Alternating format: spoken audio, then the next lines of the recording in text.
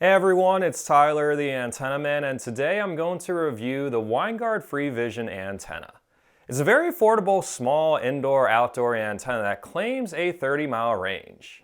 How well does it work? Stay tuned to find out.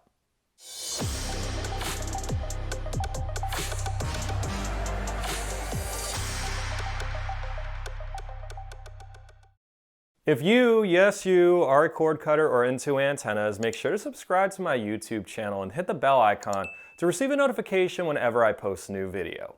What drew me to review this antenna, beyond the fact it's one of the lowest priced outdoor antennas made by a reputable US-based antenna company, was the humble 30-mile range claim. You see, many foreign antenna companies will list false range claims on their antennas, advertising 150 and even 200-mile range. This is false advertising, as TV signals tend to disappear over the horizon about 80 miles from the broadcast towers due to the curvature of the Earth. In fact, I made a video on why antenna mileage range claims are not accurate at all. Specifically, how a Winegard antenna that claimed 45-mile range performed better than another antenna that claimed 70-mile range. Those of you who have not checked out this video yet, you can find a link in the description of this video. It's less about the mileage range advertised on antenna and more about how the antenna is designed for TV frequencies and its size. This antenna is a small antenna, which means the gain is more limited to a fair or strong signal area. It definitely has UHF capability for RF channels 14 through 36, but VHF capability is definitely limited based on the length of these elements. As a reminder, VHF TV stations broadcast on RF channels 2 through 13 and typically require a longer antenna element to be picked up, while UHF TV stations broadcast on channels 14 through 36 and are better picked up with smaller antenna elements like this X element here. The longer elements on the back here are a bit shorter than what I usually see for high VHF channels 7 through 13. Now, it's very important to understand that most TV stations do not broadcast on a channel number they show on air. For example, in Philadelphia, there is an NBC 10. The average person would think they broadcast on channel 10, so they gotta look for an antenna with good VHF gain. They actually broadcast on UHF channel 28. The same is true for most TV stations across the United States and even Canada. The current digital TV standard and ATSC 3.0 allows them to broadcast on a different RF channel than what is shown on your TV set. The majority of areas will have most stations on the UHF band and usually a channel or two on the VHF band. To find out what channels your local TV stations are broadcasting on, go to antennaweb.org, type in your address, and click that little check mark that says the antenna will be installed 30 feet above ground level, even if it's not, and it will provide you a list of stations you can likely pick up at your location. Look at the RF channel on each station. That's the channel the stations are broadcasting on. So, for example, WBRE 28 actually broadcasts on VHF channel 11. If you don't see any channels listed on antennaweb.org, don't freak out and assume you won't get much with an antenna. The website truly tends to underestimate how many channels a person can receive with an antenna, especially if they get a good setup.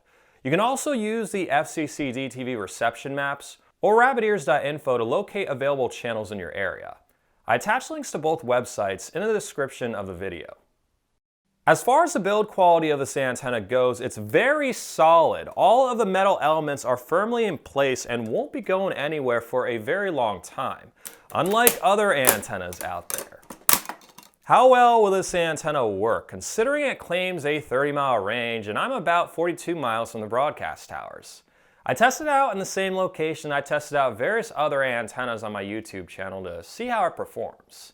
If you decide to purchase this antenna, be sure to use one of my affiliate links in the pinned comment below or in the description of the video to help support my YouTube channel. Here are the results from the last two antennas I tested out on my YouTube channel.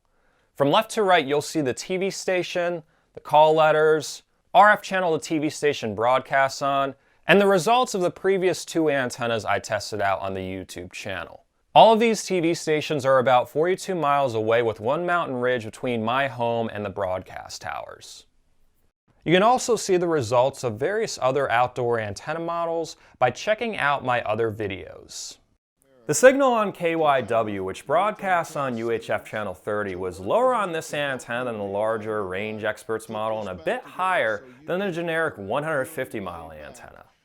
The signal on WCAU, which broadcasts on UHF channel 28, was also lower on this antenna than the much larger range experts antenna and a bit higher than the generic 150 mile antenna. The signal on WPHL, which broadcasts on UHF channel 17, was, as you guessed it, lower on this antenna than the larger range experts model and a bit higher than the generic 150 mile antenna. These consistent results have me sounding like a broken record. The signal on WTXF, which broadcasts on UHF channel 31, was lower on this antenna than the larger range experts antenna and a bit higher than the generic 150 mile antenna. Unfortunately, the signal of WHYY, which broadcasts on VHF channel 13, was not able to be picked up with this antenna, likely due to the fact that the signal is very weak to begin with and the antenna has very limited VHF gain. This antenna performed about how I expected it to for a low-priced antenna. Average on the UHF band and a little below average on the VHF band. While it didn't pick up the one VHF channel in my area, it still may work for fair to strong VHF channels in areas within 30 miles of the broadcast tower. Of course, the antenna may pick up stations beyond 30 miles like it did in my case, but the limited VHF capability might be problematic for most markets where there's at least one major station on the VHF band.